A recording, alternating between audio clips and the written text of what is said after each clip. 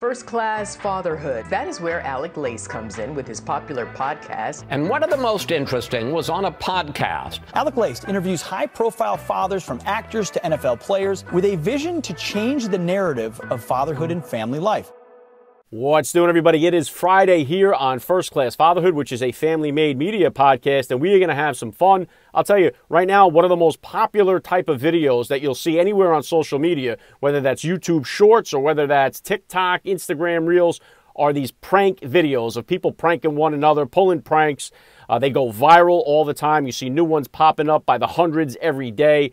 So today, we are going to throw it back to one of the guys who made prank calling people famous, and that is Johnny Brennan, who created the Jerky Boys. Johnny Brennan is going to join me here on the podcast today, and I'll tell you, to this day, I never laugh as hard as I do at any comedy, whether that's stand-up comedy or a movie or a show. I'm talking about tears in my eyes crying when I listen to the Jerky Boys. Even though I've heard them hundreds of times, the characters that Johnny created are just so iconic. Frank Rizzo, Sal Rosenberg.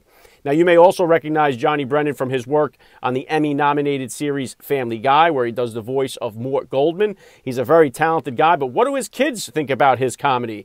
Well, we're going to talk about that and so much more. And I'll tell you, Johnny Brennan's cameo is blowing up, so if you know somebody like me who loves listening to the Jerky Boys, you got to get him a cameo from Johnny Brennan as a gift. He'll do these iconic voices, the Frank Rizzos and the Sal Rosenbergs, the Mort Goldman, and he will custom make it to you, so check him out.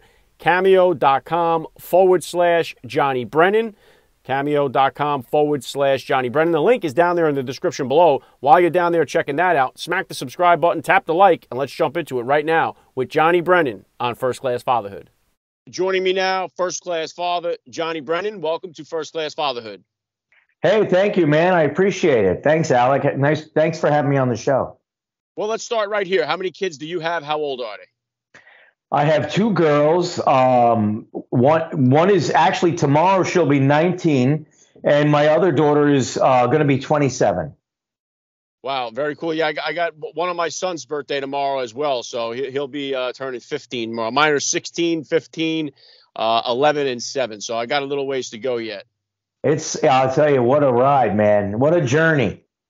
Well, take me back to the beginning of it then, Johnny, if you could. About how old were you then when you first became a dad, and how did that experience change your perspective on life? It was incredible. At the time, I'll never forget, we were in Los Angeles, and I was I was nominated for a Grammy. And that is when we actually had the information, that my wife was going to have a child. And I was like, wow, like it kind of hits you like a ton of bricks, You're busy with life and you're doing all kinds of things, and then you that's it. Now you start to gear up and you start to say, oh, this is going to be amazing, and you're looking forward to you think of all the things you might want to do, and it's been absolutely fantastic. But when it first gets you, you got a bunch of different things going on at once. It's like tremendous happiness, a little bit of trepidation, I guess, like a little bit like, oh, my God, a little bit of this, a little bit of that. But I think it's all and then when it happens, it's overwhelming. It's emotion. It's spiritual. It's so much stuff happening at the same time. It's all good, man.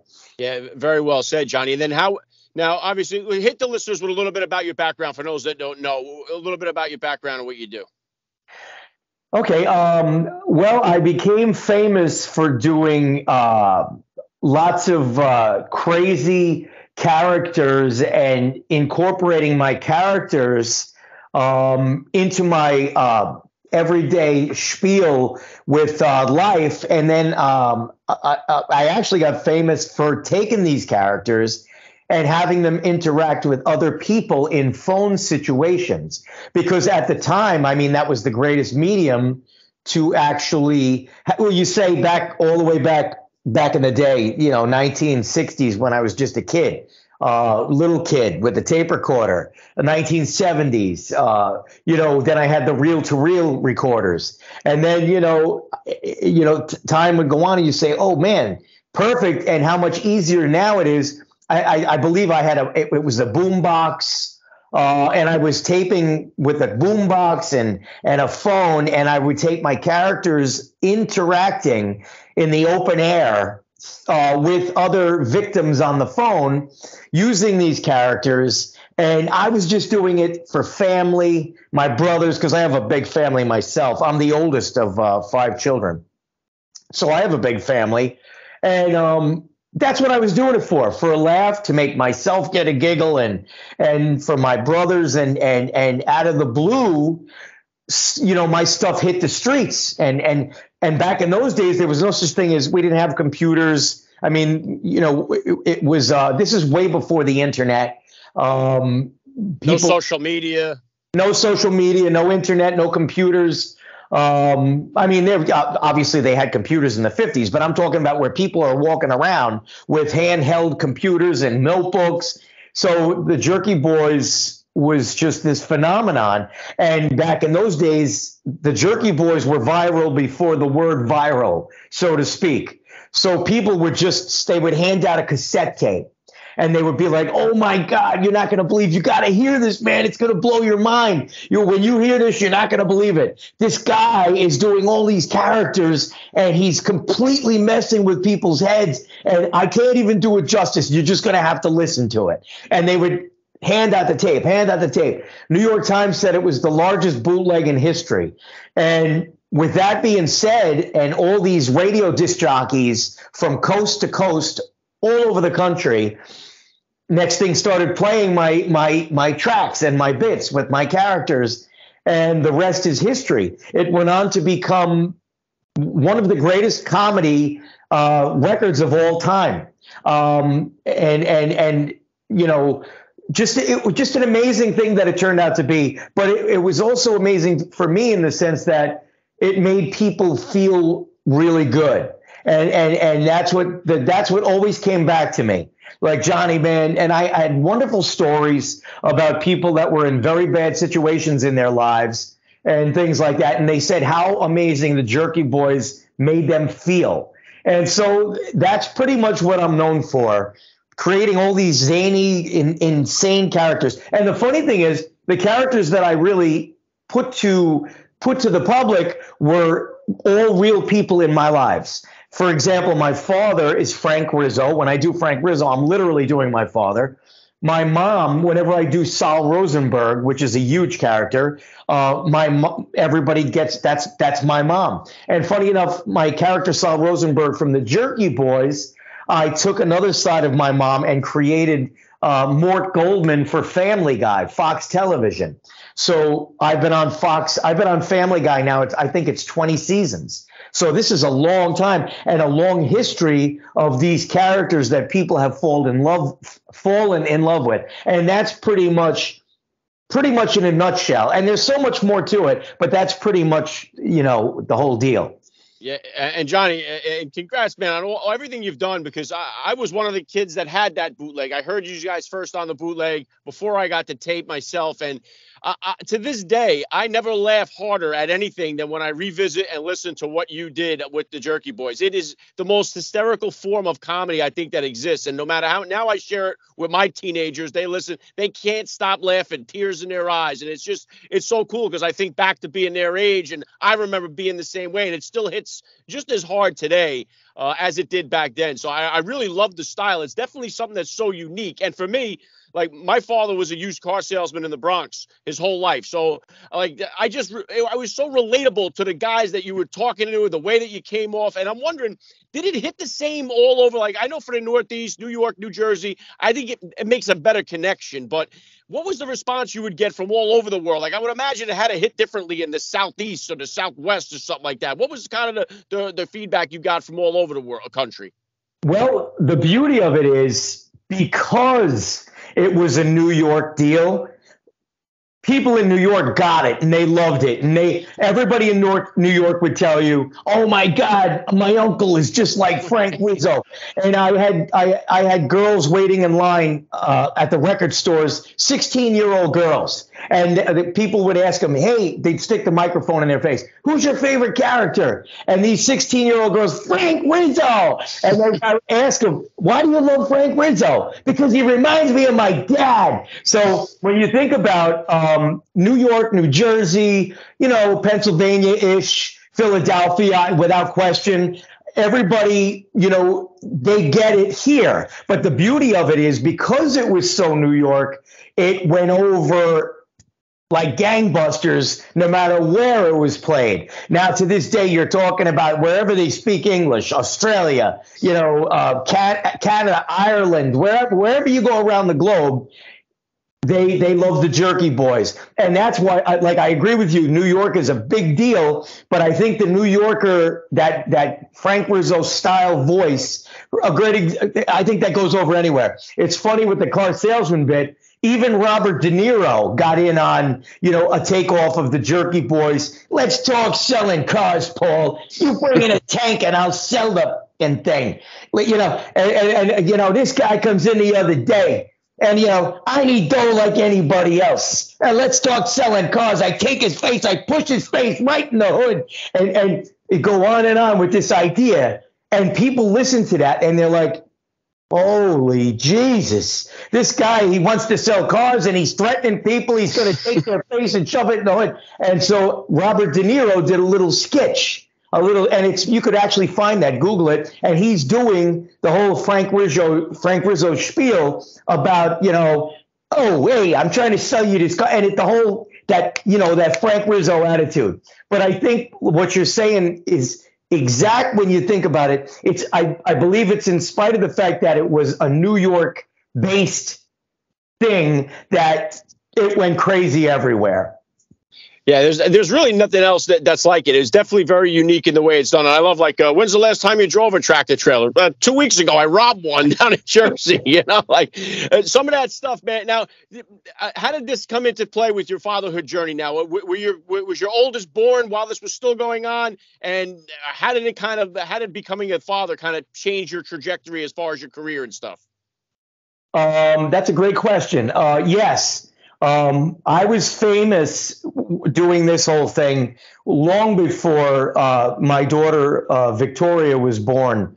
And I really had to be careful about making any sorts of changes to what I did because of that. Because I'm in a world where I create this nonsense and this chaos with these characters. So I got to keep I don't ever look at anything I ever did and say, oh, I'm really upset or embarrassed about that. And, there's a couple of things I might hear back today that if my daughters heard it, I'd be like, but maybe only one or two things as far as maybe a couple of F-bombs from Frank, which is not a big deal. Even when I did the Jerky Boys movie for Disney Pictures, it was as clean as a whistle. And I think the only reason that they rated it R was because there was more than one F-bomb.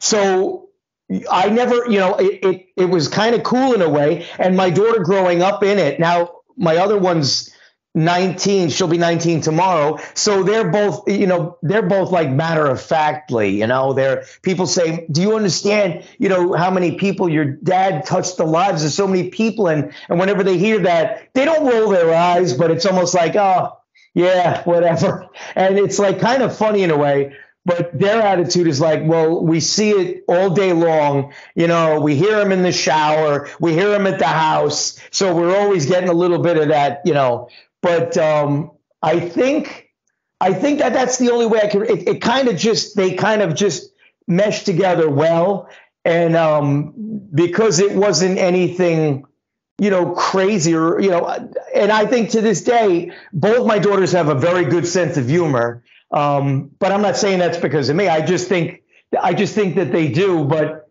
I don't think. I think it just all worked itself. Just you got to find the road. If that makes any sense. Yeah, it does make sense, Johnny. And, I was going to also add to that. I mean, I work for the railroad. I'm a railroad mechanic. I've been doing that 23 years. My grandfather did that Awesome. many years ago. He worked for the New York City railroads. Yeah, that's what I've been doing, and one of the things is the way that things have changed now. With the railroad is a huge melting pot. Every culture, every nationality, everything is represented on the railroad. So, and everybody 20 years ago, you could break balls, you could rib on one another, and nobody ever got offended by any of it. That's changed now. The times have changed where that comes, where you got to kind of watch what you say. You don't want to offend anybody. And when you look back at some of the stuff that you guys were doing, it was relatable then. Nobody was offended by it. Today, I don't think you could get away with half of the stuff that you guys were able to get away with when you were doing that. How has that kind of changed the way that you do it, or the way that you go about doing the comedy now with the new, I guess you'd say, wokeism, cancel culture, the whole bit? Well, you see, again, it gets back to me personally. I was always very one way. I don't play phony games. I don't do any of this silliness. And one thing I've always had on my side, even going back many moons ago, the Jerky Boys was always self-deprecating humor. Even when I did here, I'll show you. This is my new album. This is the Jerky Boys. This is my brand new record. And I named it the Jerky Boys like its namesake from 30 years ago. But my whole shtick always has been like Frank Rizzo. He might be the most insane. People go, oh my God, did you hear this guy? Oh my God, I can't believe he said he's going to wrap somebody's head in with a ratchet. And 2 seconds later, I remember Howard Stern saying this years ago. Howard said, yeah, but he has a way of, like, how lovable is this guy, Frank Rizzo? You know, he'll smack you in the head with a ratchet, and then he slowly reels you back in and says he's the best. And then you're back in the conversation again where you're like, did this guy just say something to me? And all of a sudden now we're talking nice again. And if you look at any of my characters, there was never anything racial or anything. For example, my gay character goes back to when I was just a child. I've been doing the gay character. You're talking 1970s, 80s, 90s, 2000s, all through all these decades, and nobody's ever said that stuff about the Jerky Boys because right here on the new album I just showed you, I put out a brand new record. It went straight to number one. It went straight to number one. I do the same stuff that I did, and I don't make apologies for what I do. What I do is I make people laugh. I use these characters that are based on my dad, my mom, my uncle, farmer that I knew up here in upstate New York. It's all people that I've known, and I rely on my brain to take it into a direction where people go, holy Christmas, what the hell was that? And just basically, so you're laughing more at the absurdity and the chaos. And I don't never in my work have you ever seen me hurt somebody or try to hurt another person's feelings. That's just not what I do, and it's not what the Jerky Boys is all about. My brand of humor it's about making fun of me and my characters and their situations.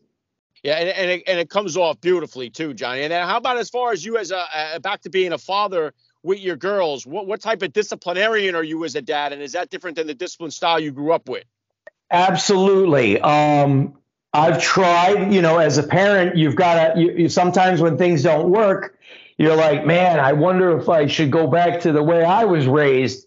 And, back in my day, if you looked at my mom sideways after she said something, you got a crack in the mouth, and God forbid, with my dad, if I disrespected, that was the big thing. Like when it came to grades in school, my dad, my mom, they wanted good grades, but my dad was a stickler on conduct and respect.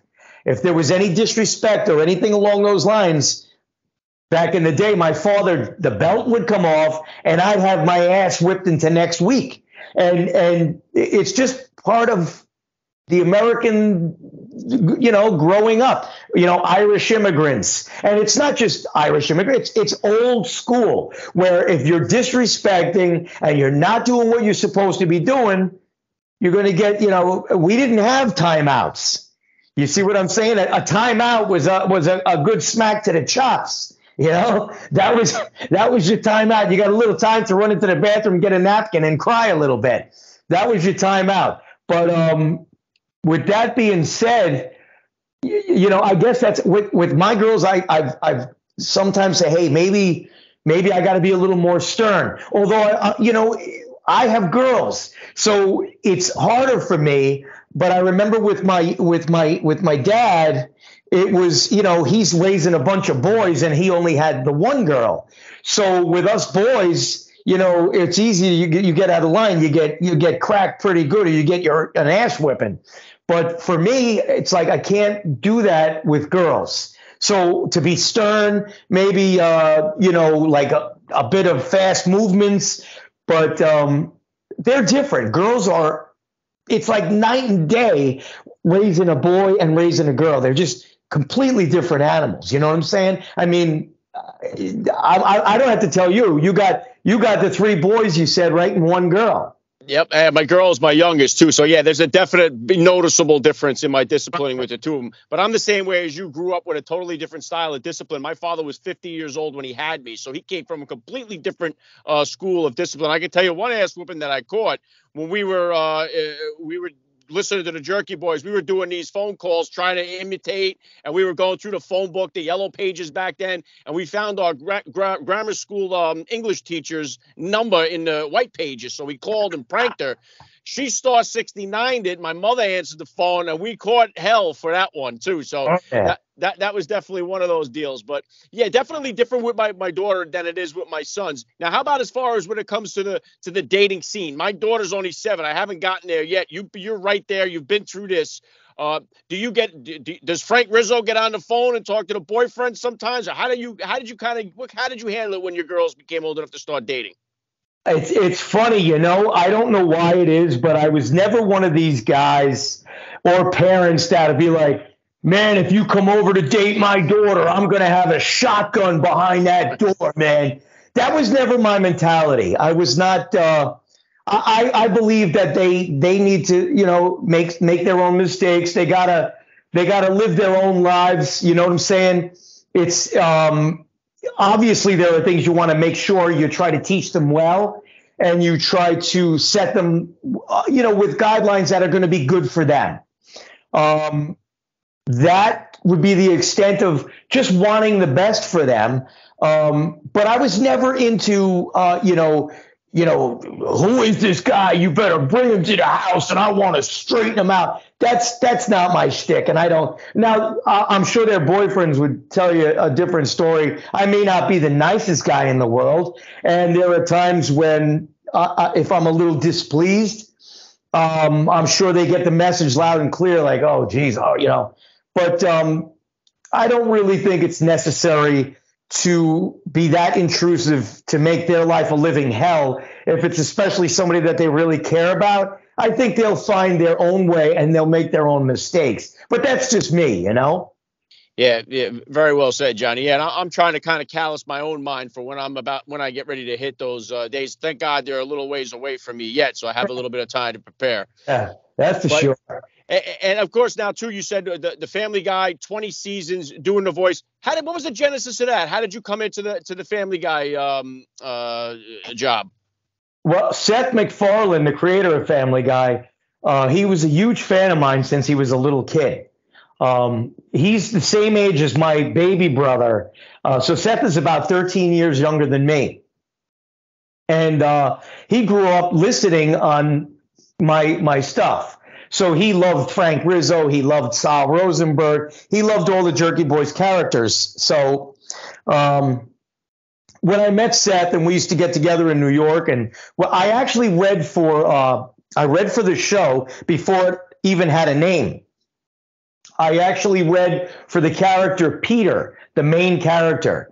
And at the time, I'm thinking this is probably 94, 95. And I'm thinking, sometime around there. And so I read for Peter, and I still have the script actually upstairs. And I read for Peter, and I remember the producers on the show were like, they were like kind of scolding Seth. and this is when Seth was just coming in. So he's brand new. He's all new to this scene. So they were probably like, this is the Jerky Boys. And the Jerky Boys had been around for, a long time. So these producers are like, Frank Rizzo, I'll wrap your head in with a ratchet. And all this stuff. And the last thing they're thinking is, how are we're trying to make a Fox television cartoon, and no way. So that went to the wayside, but Seth never gave up. Like I said, he was always such a huge fan. So he kept it up, and he flew to New York, and we met in New York City, and everything was still brand new. And they wanted to use Sal Rosenberg, my character from the Jerky Boys, to be one of the neighbors on Family Guy, one of the guys in the neighborhood. So I said, well, Sal Rosenberg is a Jerky Boys character, and he's been around for many years, and I just didn't want to make that move. But I said, well, I have, I'll come up with, I came up with Mort Goldman, a character for Family Guy, and the rest is history. And what I did was I split the difference. Like, for example, Sal Rosenberg in the Jerky Boys, Sal Rosenberg is like, yes, should I bring all my shoes and my glasses? Because I went to the observatory and I can't see so good. And when I do Mort Goldman on Family Guy, that's the other personality of my mom, where she used to get pissed off and amped up. Like, Peter, are you going to help me burn down the pharmacy or what? What are we going to do here? And Mort Goldman is just more like angst. Oh, gee, and Mort Goldman's not afraid of a brawl, where Sal Rosenberg is the other side, just a little bit more calm, a little bit more collected. Yeah. And he's always got serious problems with himself. But and that would be the difference. So that's how I got involved. And then I went on to do lots of different voices in Family Guy. You name it, I pretty much did it. I've done a lot of the gay stuff. And so Family Guy was just a natural fit for my characters to cross over from the Jerky Boys into that animated world. Yeah, incredible stuff. So obviously the new album that you got, you're still busy. What kind of projects, what kind of goals, what's coming up next for you? What are you working on? Well, right now I'm in talks with a group in Los Angeles on doing a Jerky Boys animated series. Lots of podcasts. What the hell? I got so much. There was a film crew here yesterday working on putting a documentary together. So like a living documentary. So like we're like moving on, we got how many decades in the can with the Jerky Boys, and it just keeps on going and going. It's like a freight train. It just keeps on going. And it's so funny now to see I do very rarely, but I do some of these Comic-Cons, and they're very interesting shows. And I didn't even know what they were until recently. So I was doing a show. I don't remember. I think it was New York, may have been Seattle. And there was these two young girls, and they were like 11 and 12 years old, maybe 10 and 11. And they came over to my table, and I'm thinking, look at how these girls are adorable. And that I'm thinking because I have Family Guys, Jerky Boys, and I thought they're coming over for some Family Guy autographs. And I said to her, and the two guys, I swear to God, the two girls are like, no, we love the Jerky Boys. We're here for the Jerky Boys. And they got 8x10s of my gay character, Jack Torse. And it was the cutest thing you ever saw. And the reason I'll never forget it, how coincidental, the girls' names were Samantha and Victoria, my daughter's names. So, I mean, what are the chances of that? But it was really adorable to see that. And you can't put that into words, how everything has come full circle. You know what I'm saying? Yeah. Incredible stuff, Johnny. What an amazing career. Still a lot ahead of you. The last thing I want to hit you with here, I love to ask all the dads that I get on the podcast, what type of advice do you have for that new dad or for that about to be father who's out there listening? The only advice I could give, if I don't think I'm an expert on giving advice, but I think that if I had to give something that would probably be helpful, it would be just enjoy every second of it. Because I'm telling you right now, I don't know where the hell it went. I don't know. We're just joking now how your daughter's just a young girl. And I swear to God, it was like yesterday that I had Victoria outside filling up the bird feeders. And I have this on video. I'm doing an old 1920s. I actually have it on video. And I swear when I think about me filming her, helping me do the bird feeders, I swear to God, it feels like I just shot that last week. She's going to be 27. Where does it go? Where does it go? It just like that. So the best advice I can say, just enjoy every minute of it. And there's never been a moment of either of my daughters that I wasn't there for them. I think this is the most important thing. If I could give anything, I was lucky in the sense that I could be. And in some situations, I may have still done it either way, but to be there regardless. Whether it's basketball, softball, practices, whether they were in dance school, dance recitals, there was never a single thing that I ever missed, ever, not even a single practice. So I was there for every single thing, every part of the way. And now it's unbelievable because 19 and 27. But I think that's super important, because it's something that they'll never forget either, that you really enjoyed every minute of being there for them and with them. And I think that would probably be the best thing I could say. Yeah, very well said, Johnny. I love the message. This has been a lot of fun for me. I got to say, you're a first-class father all the way, and thank you so much for giving me a few minutes of your time here on First Class Fatherhood. Thank you very much, Alec. I really appreciate it. And a big shout out to all the Jerky Boys fans. Without the Jerky Boys fans, that's what makes the world go round. Thank you, Alec, very much. Yeah, I'm one of those fans, so thank you. Thank you. You have been listening to First Class Fatherhood. First Class Fatherhood is a family-made media podcast. Please visit www.firstclassfatherhood.com or www.familymade.com to find out more details. You can order First Class Fatherhood advice and wisdom from high-profile dads on Amazon.com or wherever books are sold. Thank you for listening to today's podcast. Proverbs 22:6 tells us, train up a child in the way he should go, and when he is old, he will never depart from it. God bless, and I'll catch you next time.